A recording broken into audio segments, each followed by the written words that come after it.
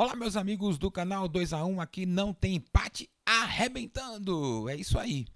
O jogo do Bahia contra o Guabirá, ele nos deu algumas mostras importantes para a sequência da temporada 2021.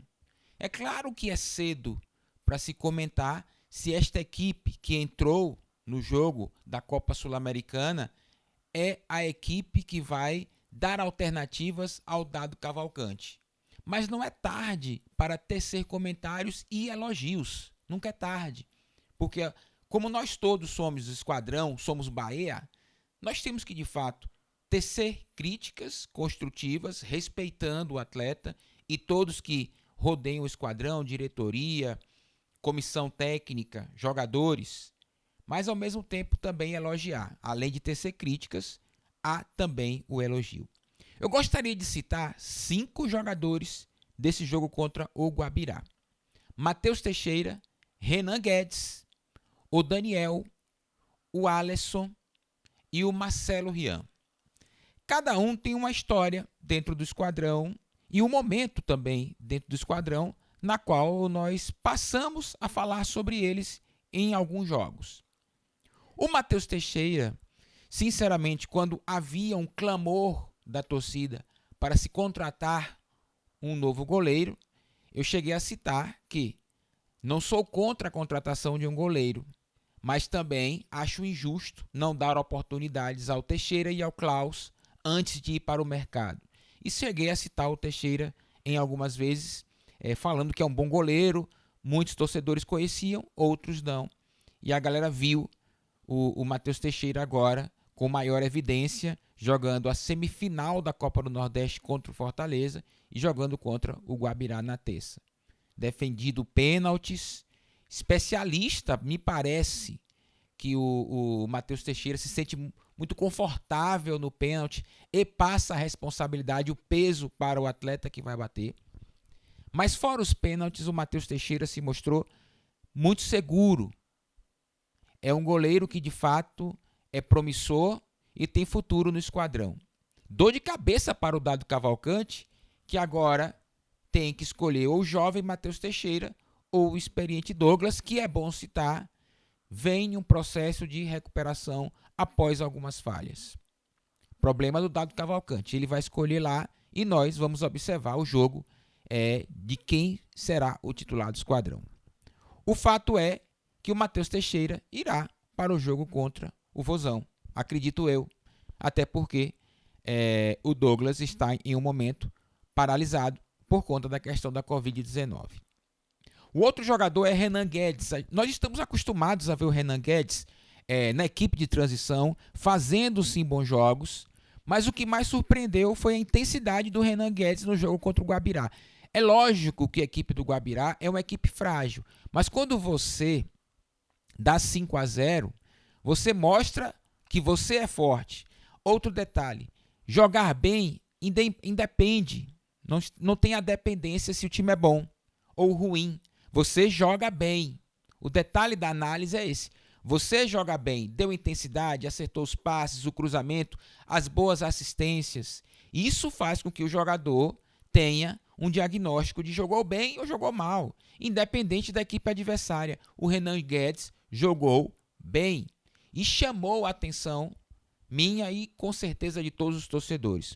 O Renan Guedes é um lateral direito promissor. Agora, nós temos 2 bons laterais também fora o Renan. Nino Paraíba, indiscutível, e o João Pedro, nos últimos 2 jogos que entrou, mostrou claramente que está aí para disputar titularidade e está também disponível para o Dado Cavalcante em algum problema que venha acontecer com o lateral titular, o Nino Paraíba. Nós sabemos que a competição é longa, Campeonato Brasileiro, temporada 2021.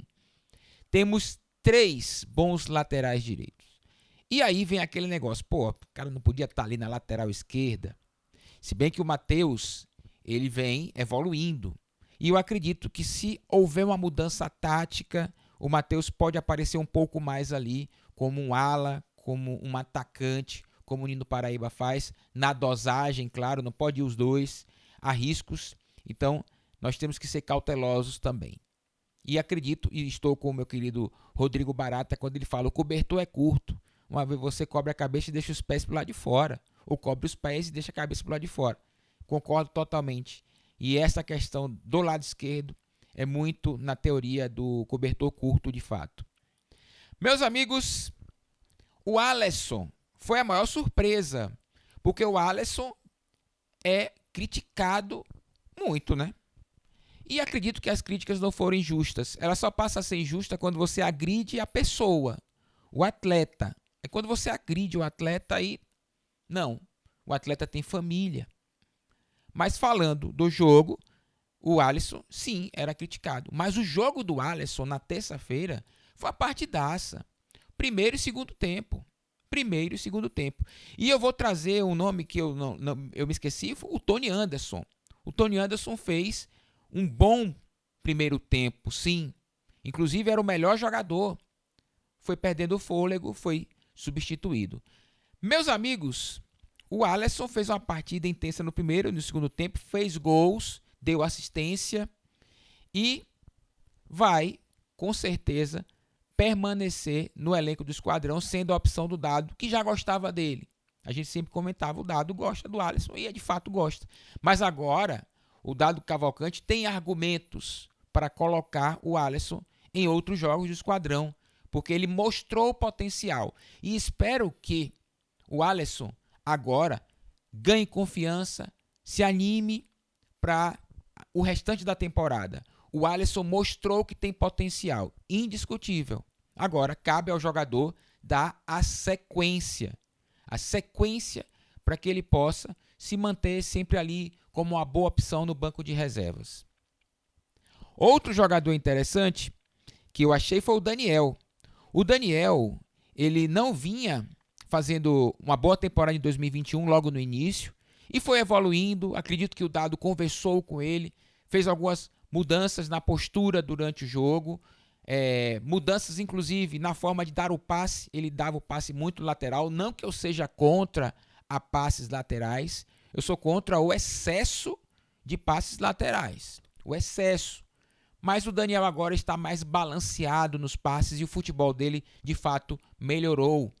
O Daniel agora com muitos passes verticais, encontrando o companheiro em profundidade, mais observador do jogo, está mais concentrado na partida. E o Bahia, no segundo tempo, quando cai de rendimento e há uma troca do Tassiano pelo Daniel, o Daniel retoma a intensidade do Esquadrão e jogou muito bem. Foi perceptível quando o Daniel entrou, o Esquadrão retoma também a sua intensidade. Então tá de parabéns o Daniel, que vem também em um processo de evolução, e muito mais o Dado Cavalcante, que eu acredito que o Dado tenha feito algumas modificações na forma de jogo do Daniel, e o Daniel vem se adaptando. E para finalizar, e peço desculpas se eu esqueci algum outro jogador, e você pode colocar no comentário: Wendel, você não falou daquele jogador e tal. E você com certeza, a gente vai ler e comentar. Então se eu esqueci algum deles, falei aqui de 5, né? Matheus Teixeira, Renan Guedes, Alisson, o Daniel, o Tony Anderson. Eu falei 5, mas tem 6. Eu vou colocar aqui o Marcelo Rian. Por que o Marcelo Rian? Centroavante da base. Eu vi o Marcelo Rian fazendo gols na base, gols interessantes, gol de centroavante. O gol contra o Vasco da Gama, na final da Copa do Brasil Sub-20, me chamou a atenção. No final ele matou a bola nos peitos, botou no canto, personalidade, o jogo era final. Interessante falar sobre isso. Mas o Marcelo Rian veio caindo, depois ele chegou a servir o profissional, jogou contra o Atlético Mineiro, mas depois ele tem uma queda. E o Ronaldo, que veio da base do São Caetano, é um bom centroavante também. O Rian vinha perdendo espaço. Mas fez uma boa partida também contra o Salgueiro, fez gols inclusive na Copa do Nordeste, na fase ali ainda de grupos. E o Marcelo Rian, no jogo contra o Bahia de Feira, perdeu um gol de cara. Um gol que qualquer jogador, até na idade dele, faria. Claro que ele não se posicionou bem o corpo, né? As pernas muito próximas da outra, deve ter provavelmente perdido um pouco do equilíbrio, talvez a falta de concentração também.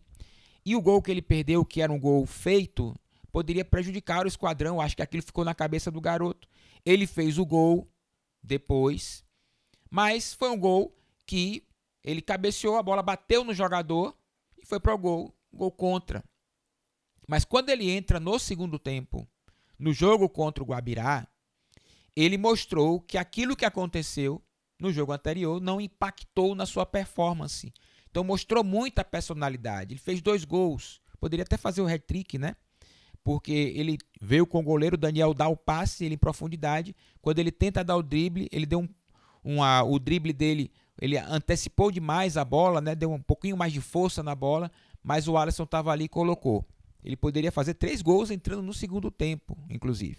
E os 2 gols que ele fez foram, de fato, gols de um jogador que está seguro, está confiante, sabe fazer gols. É o mesmo processo que eu falei do Alisson. É continuidade.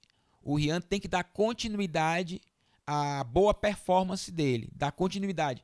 Estar confiante sempre, concentrado. 2 gols, o segundo gol, por exemplo, foi um gol de centroavante mesmo, outro gol de cabeça.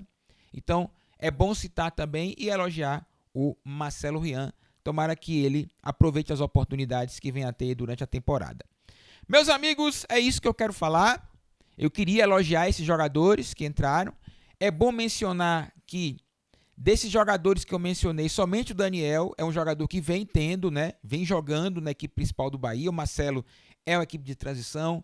O Alisson sempre ali no banco de reservas, entrando e não vinha entrando bem. No jogo contra o Guabirá, entrou muito bem, justamente o melhor jogador da partida. O Renan Guedes, equipe de transição, o Matheus Teixeira também e o Tony Anderson, recém-contratado. Então isso é muito bom para o elenco, porque nós estamos falando muito na questão do banco de reservas do Bahia. O Bahia não pode ter uma equipe somente com 11 jogadores e seu banco fragilizado. Então estes jogadores aqui são jogadores, com exceção do Daniel, são jogadores que são opção para o dado. E se estiverem neste mesmo desempenho, o esquadrão sim terá um banco de reservas confiante e fortalecido para o resto da temporada. Isso não quer dizer que o Bahia para na contratação. O Bahia sempre tem que estar no mercado observando o rendimento dos atletas que estão e os atletas que estão fora do Bahia, para quem sabe fazer boas contratações, como foi a contratação do Tony Anderson, por exemplo, que eu havia dito e confesso para vocês que eu não traria, mas não traria não pela questão do futebol do Tony Anderson, mas pela questão de necessidade. O Bahia precisa de um lateral esquerdo, a gente sabe disso. Mas seja bem-vindo o Tony Anderson, jogou bola, jogou bem e me deixou bem alegre com relação a isso. O Conte também, uma excelente contratação do Bahia. Então o Bahia, claro que precisa observar o mercado externo para poder contratar e contratar com qualidade. Meus amigos, muito obrigado. É um videozinho, talvez ficou um pouco longo, mas é um vídeo que tenta dar mais conteúdo para o canal e para você refletir sobre o esquadrão, beleza? Então a gente sempre tenta trazer novidades, o nosso ponto de vista, para que você possa refletir e criar o seu também. Peço o like para que você fortaleça o canal e comente também, jogue lá duro nos comentários. A gente sempre que pode, a gente observa, olha, manda abraço para vocês, tá bom? Então o canal 2x1 aqui não tem empate. Valeu!